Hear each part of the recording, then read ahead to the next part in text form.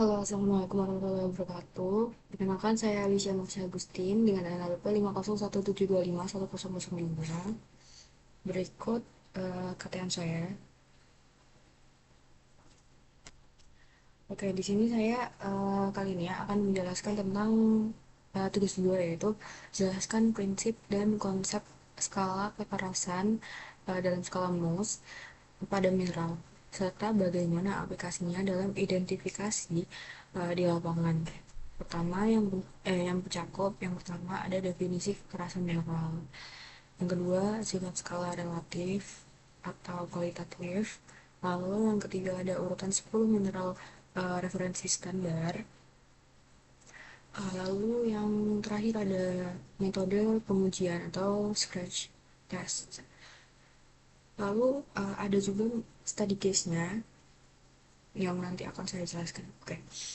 Jadi yang pertama, definisi kekerasan mineral.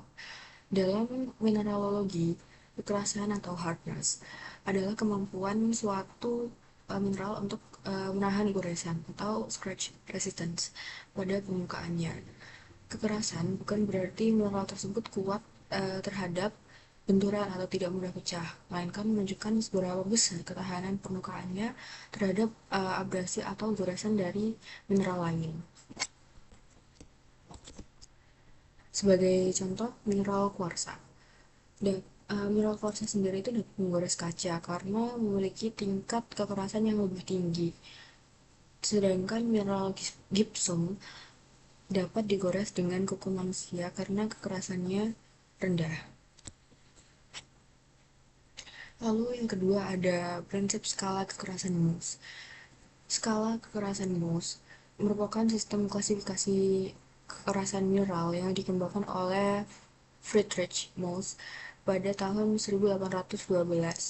Skala ini digunakan untuk membandingkan kekerasan relatif antar mineral berdasarkan kemampuan suatu mineral untuk menggores mineral lainnya. Prinsip dasarnya adalah mineral yang memiliki nilai Mohs lebih tinggi mampu menggores mineral dengan nilai lebih rendah. Lalu yang kedua, mineral yang lebih lunak tidak dapat menggores mineral yang lebih keras.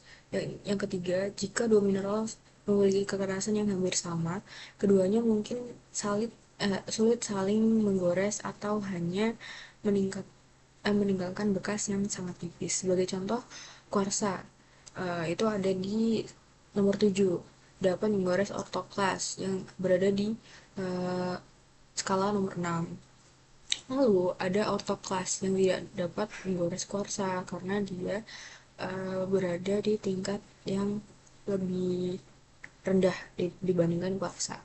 Lalu yang ketiga, skala Mohs bersifat relatif atau kualitatif. Skala Mohs merupakan skala ordinal atau relatif, bukan skala absolut maupun kuantitatif. Artinya, angka pada skala Mohs hanya menunjukkan urutan kekerasan, bukan besarnya selisih kekerasan secara nyata. Sebagai contoh, eh, mineral dengan kekerasan 8 memang lebih keras daripada mineral dengan kekerasan 7. Namun, bukan berarti mineral tersebut hanya sedikit lebih keras atau satu kali lebih keras. Jadi kayak hanya urutan kekerasan saja, tapi tidak menunjukkan tingkat urutan kekerasan, tingkat ya seperti itu. Karena itu angka-angka pada skala Mohs itu tidak memiliki interval yang sama dan tidak dapat digunakan untuk menghitung perbandingan kekerasan secara matematis. Lalu yang terakhir ada urutan 10 mineral referensi standar skala Mohs. Yang pertama itu ada talc, yang kedua ada gypsum, yang ketiga ada kalsit, keempat fluorit, kelima apatit, keenam ortoklas, ketujuh kuarsa, ke-8 ada topas, ke-9 ada korundum, dan ke-10 yang paling keras ada diamond atau intan. Urutan tersebut digunakan sebagai standar dalam menentukan kekerasan mineral yang belum diketahui. Lalu, tadi bukan terakhir ya. Lalu yang terakhir ada metode pengujian kekerasan atau scratch test. Pengujian kekerasan dilakukan menggunakan metode gores atau scratch test. Jadi langkah-langkahnya itu, yang pertama pilih dua mineral yang akan dibandingkan. Lalu yang kedua, goreskan salah satu mineral pada permukaan mineral lainnya dengan tekanan yang cukup. Lalu yang ketiga, amati apakah terbentuk goresan yang permanen. Lalu jika terdapat goresan permanen, berarti mineral yang digunakan untuk menggores memiliki kekerasan yang lebih tinggi. Lalu terakhir, apabila yang tertinggal hanya serbuk mineral tanpa adanya goresan permanen, serbuk tersebut dibersihkan terlebih dahulu karena bukan merupakan indikasi kekerasan. Pengujian itu biasanya dilakukan pada permukaan mineral yang masih segar agar hasilnya itu lebih akurat. Oke, kita masuk ke study case. Yang pertama, kasus skala relatif versus absolut dengan sisi eksponensial. Salah satu kesalahpahaman yang sering terjadi adalah menganggap bahwa selisih atau angka pada skala Mohs menunjukkan selisih kekerasan yang sama. Padahal kenyataannya itu sebagai contoh, korundum itu memiliki kekerasan Mohs 9. Intan atau diamond memiliki kekerasan Mohs 10. Walaupun hanya berbeda satu tingkat, tapi kekerasan absolut diamond itu hampir 4 kali lebih besar dibandingkan kekerasan korundum. Sebaliknya, kenaikan kekerasan dari talk hingga korundum dari talk yang nomor 1 sampai korundum yang nomor 9 berlangsung jauh lebih bertahap. Hal ini juga menunjukkan bahwa skala Mohs itu tidak bersifat linier, melainkan mendekati pada pada pola eksponensial pada tingkat kekerasan yang tinggi. Oleh karena itu, angka pada skala Mohs hanya digunakan untuk menunjukkan urutan kekerasan, bukan besarnya perbedaan kekerasan secara kuantitatif. Gitu. Lalu kasus yang kedua itu kasus alat bantu lapangan atau common field tools. Dalam kegiatan pemetaan geologi atau identifikasi mineral di lapangan, geolog itu seringkali tidak membawa satu set lengkap mineral standar Mohs. Oleh karena itu, digunakan benda-benda yang mudah ditemukan sebagai alat estimasi kekerasan. Seperti contohnya kuku manusia, perkiraan kekuatan Mohsnya itu kurang lebih 2,5.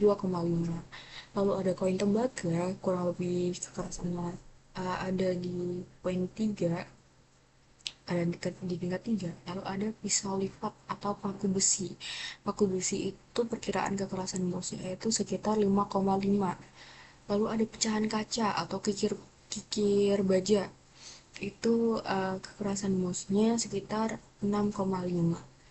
Contoh penggunaannya, jika mineral dapat digores dengan kuku, maka kekerasannya itu kurang dari sekitar 2,5. Terus, jika tidak dapat digores dengan kuku, tetapi dapat digores dengan koin tembaga, maka kekerasannya pada kisaran 2,5 sampai 3. Lalu, jika dapat menggores kaca, maka kekerasannya lebih besar dari sekitar 6,5, sehingga memungkinkan termasuk mineral seperti kuarsa atau mineral yang lebih keras. Jadi metode dengan bahan-bahan alternatif ini itu memungkinkan geolog itu memperoleh estimasi cepat mengenai kekerasan mineral yang belum sebelum dilakukan analisis laboratorium yang lebih rinci. Jadi, kesimpulannya, skala kekerasan Mohs merupakan metode sederhana untuk menentukan kekerasan relatif mineral berdasarkan kemampuan suatu mineral menggores mineral lain. Kekerasan dalam mineralogi didefinisikan sebagai ketahanan terhadap goresan, bukan terhadap benturan. Skala Mohs terdiri atas 10 mineral referensi dari top yang pertama hingga diamond yang ke-10 dan bersifat relatif, sehingga tidak menunjukkan perbandingan kekerasan secara absolut.